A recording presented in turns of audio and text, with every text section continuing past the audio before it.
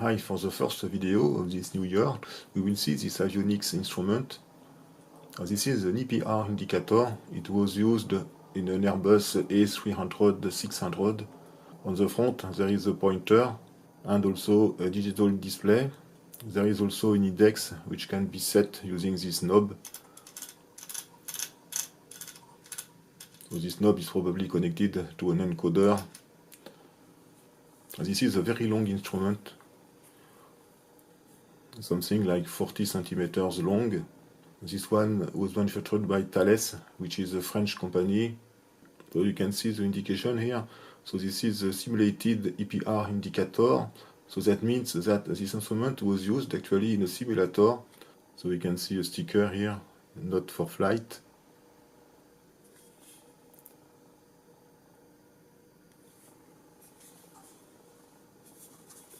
On the rear there is a circular connector with a large number of pins.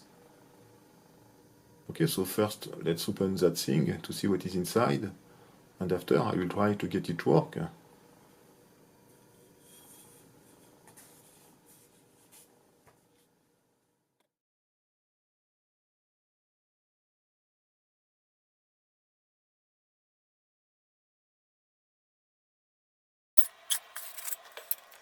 Okay.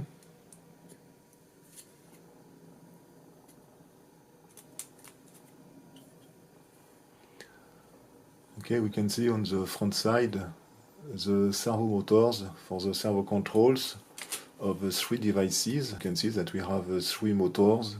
Okay, so the first one here is for the pointer itself. We have another one here which indicates probably the maximum allowable EPR, and the last one is probably for the pointer here.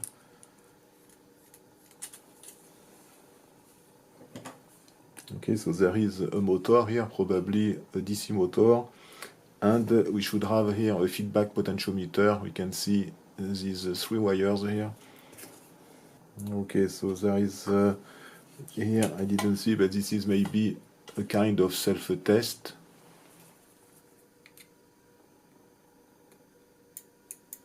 Okay.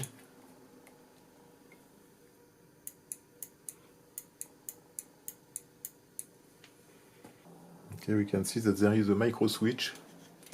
So you need to pull this knob in order to activate the micro switch here.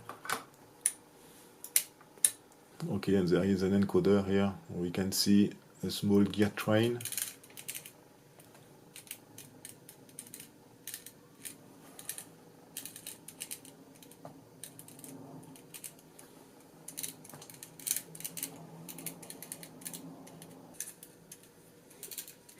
Okay, so we can see that the encoder is linked also to this shaft here.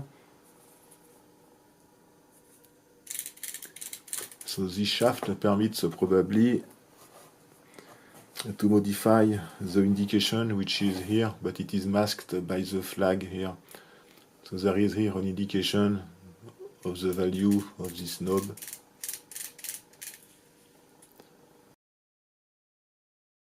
Okay, so let's have a look on the electronic side. Okay, so we have three PCBs. Okay, so we have actually two identical boards.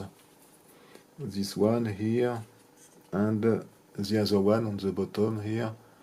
So we can see we have a dissipator and two power transistors. So these transistors are used for the servo control. Okay, so this is the output stage for the motor. So I guess that we have here a servo control amplifier. I guess that the inputs are DC voltages. Okay, and there is another board in the middle. It seems that we have the same board. Actually, it is normal because we have three servo controls, so we should have three servo control amplifiers. So we have actually the same board in the middle, except that some parts are fitted, because we can see here we have two ICs which correspond to the ICs we should have on that board. Okay, so this is an interesting instrument. So I think it should be easy to make it work. I just need to do the reverse engineering of one servo control board. Okay, we do the reverse engineering of the middle board, which is complete. We need half a day to do the reverse of that board. And the interesting thing is that there is no conformal coating, so this helps for the reverse engineering.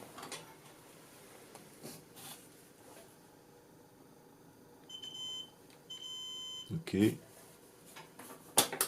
we can see the very nice assembly. You can remove the connector. And that code seems to be 86.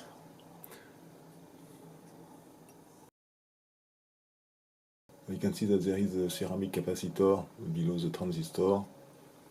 Okay, it is connected between the base and the collector.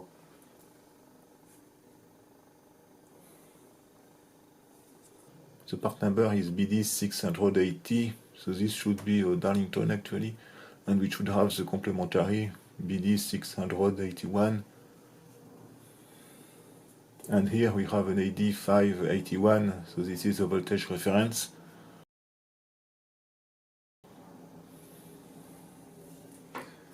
Okay, and we have two trimmers. Probably one is used for the scaling, second one for the offset, the zero actually. Two tantalum capacitors here. And several ceramic capacitors. And this is a very simple design. Okay, so this is a classic servo control amplifier.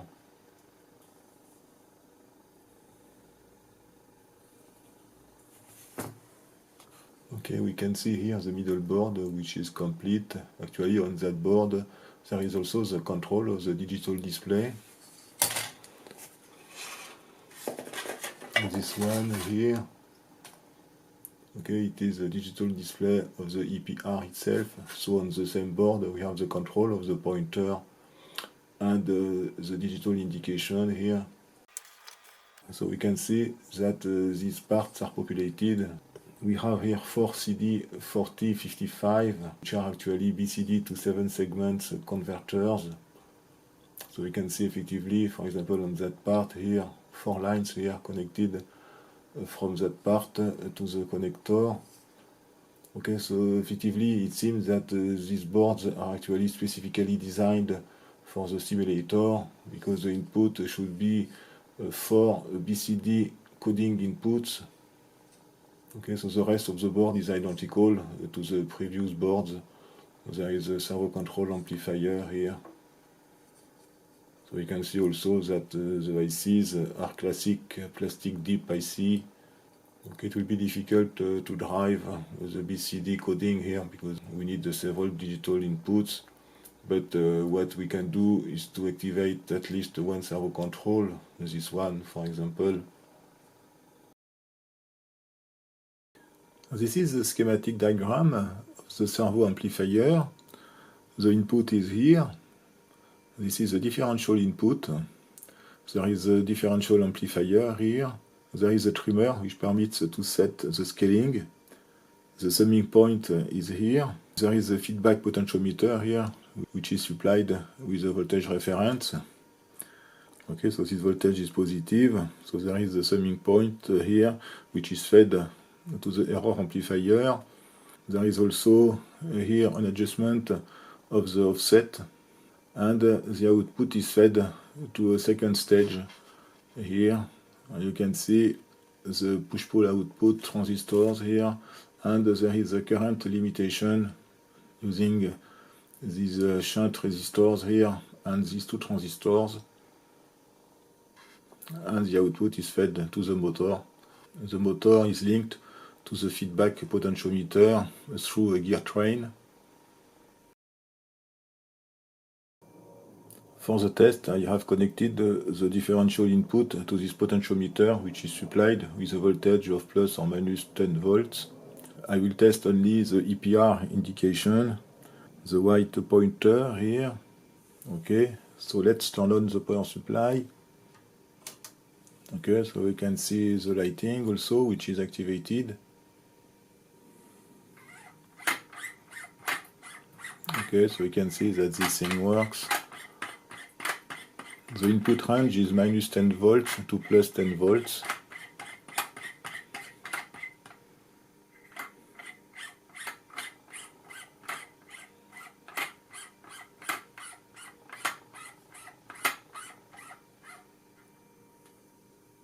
That's all for this simulated EPR indicator. Thank you for watching and see you next time for another video. Bye bye.